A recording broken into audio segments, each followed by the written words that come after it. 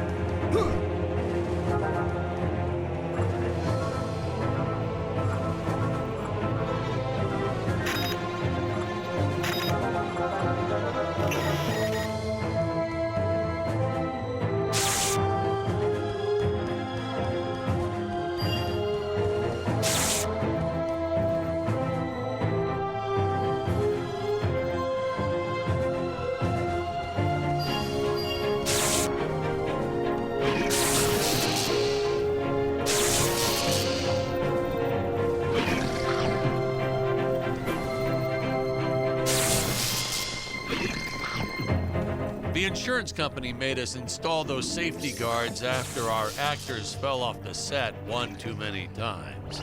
Granted, they kept falling off even with the rails, but thanks to how the contract was laid out, we were no longer liable for their injuries.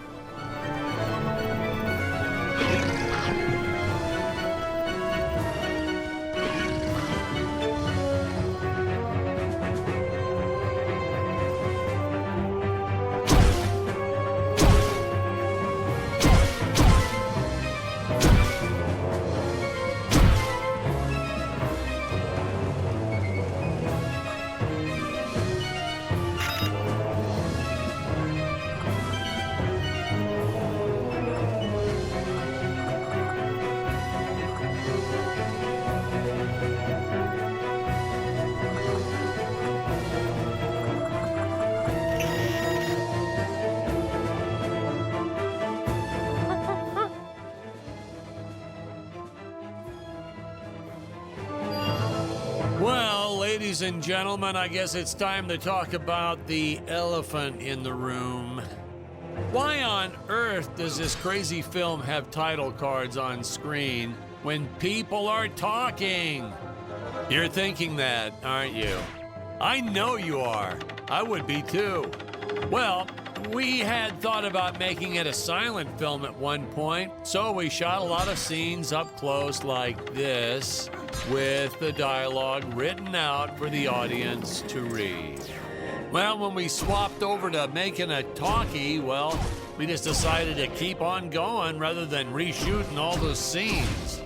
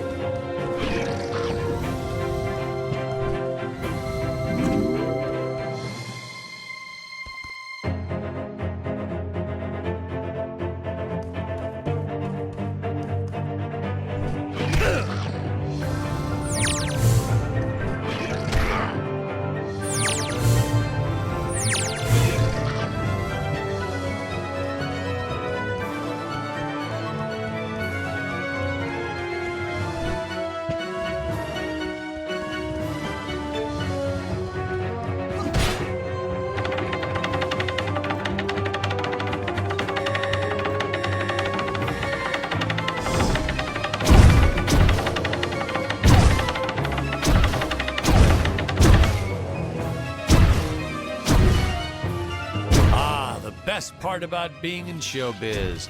Craft services. It's like never-ending supply of free food all day long. I never had to pay for a single meal. Hey, Patrick, I notice you guys don't do that here in your studio. You should talk to your boss. Maybe even just a bagel station.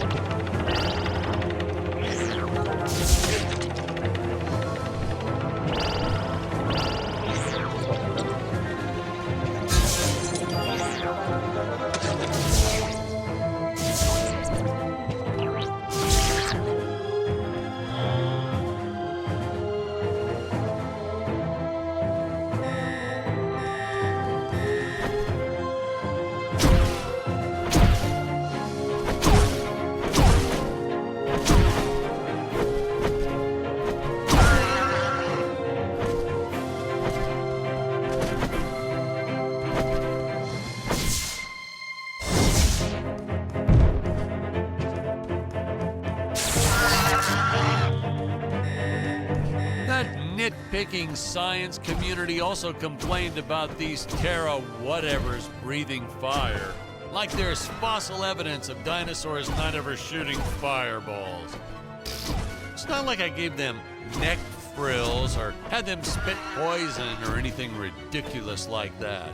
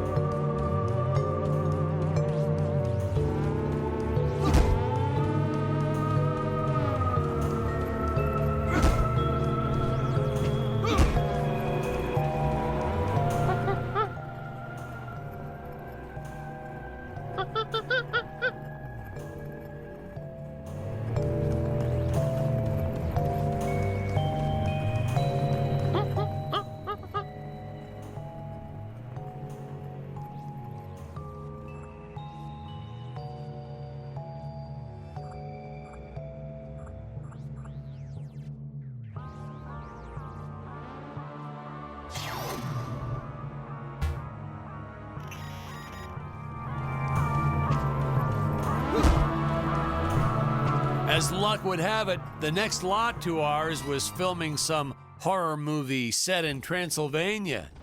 So we signed a soft contract with them to use their set after they wrapped for the day.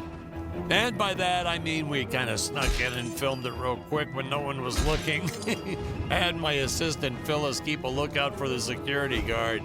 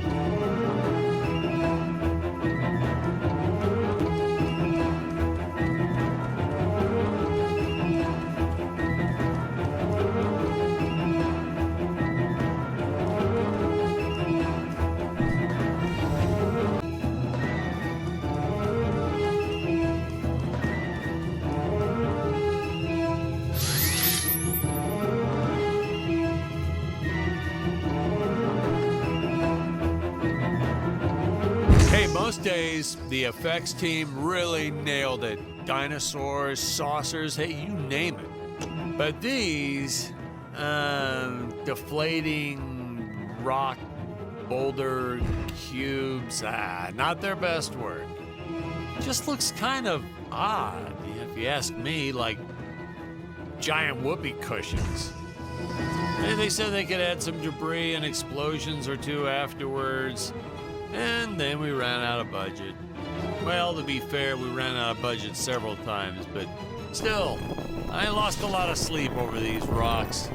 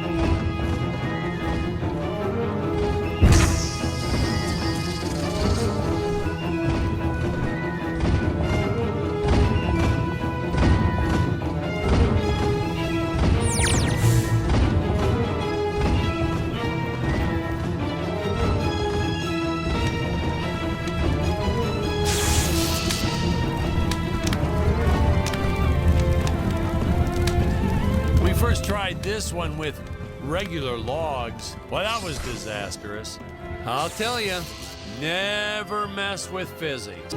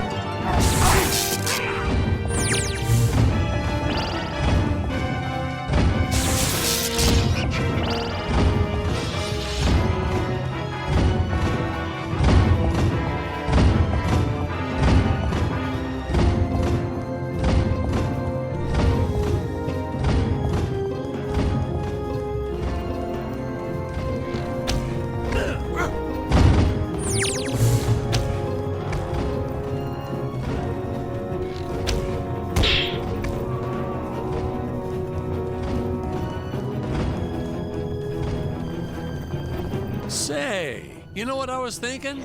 With all this jumping and climbing and jumping, wouldn't this make a great video game? Isn't that what all those video games are about? Jumping around? Well, yeah, and killing. There's jumping too, but mostly the killing. What? Patrick, that's awful. What sort of example are we setting for our youth? Well, movies are pretty violent too. Your heroes have killed everything in sight. You had Dick shooting a dinosaur in the face in the first 5 minutes. Well, Patrick, that's different, you know? What we did on film, that was art. Video games aren't art.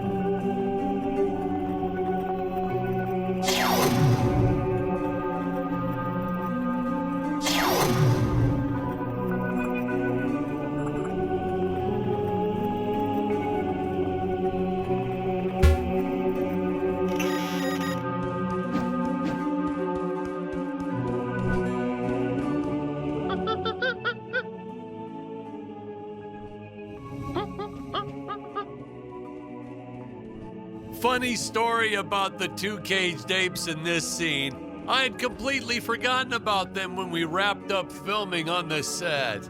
Then we spent the next day doing a location shoot. So suffice it to say, our return to the studio was met with a couple of grumbling tummies complaining about unsafe work conditions, human rights, yada, yada, yada.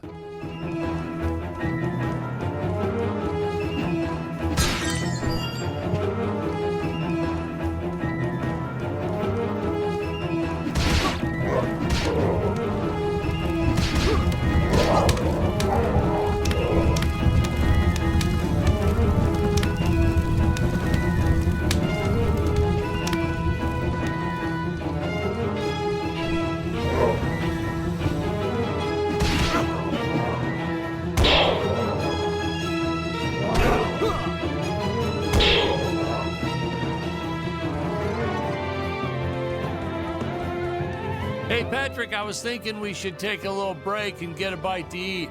You like Chinese? I know a great takeout.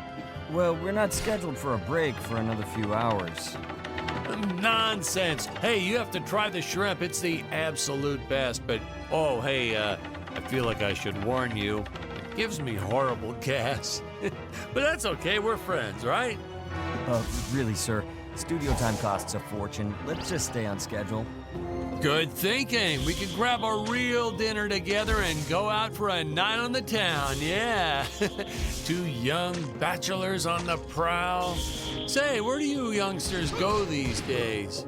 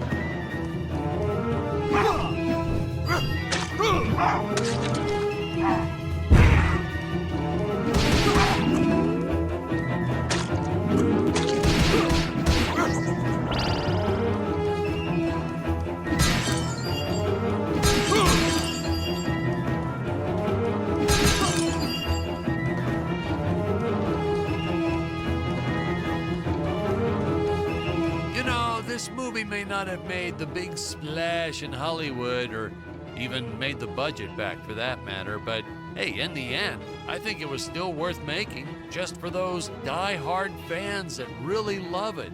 I attended a lot of sci-fi and movie cons, and to this day, I still see fans showing up dressed as aliens and apes and dinosaurs.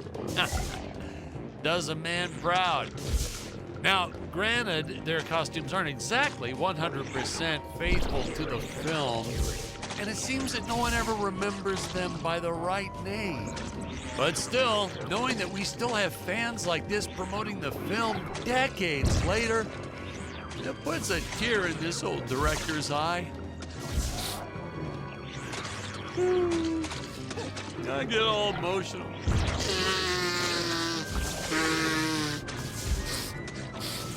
Okay.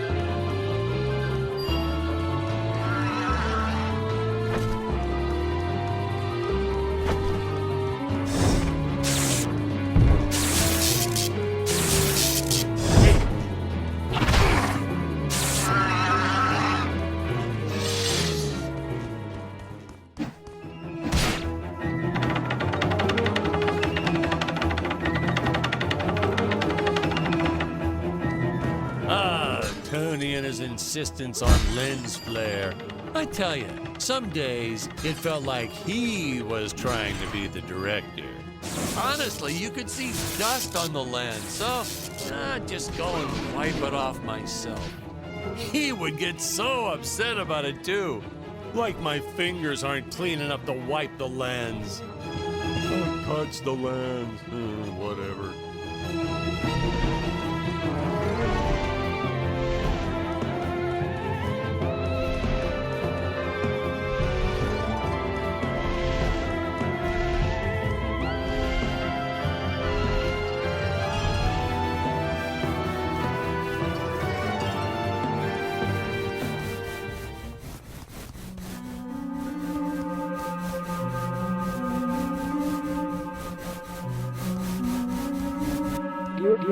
Danger.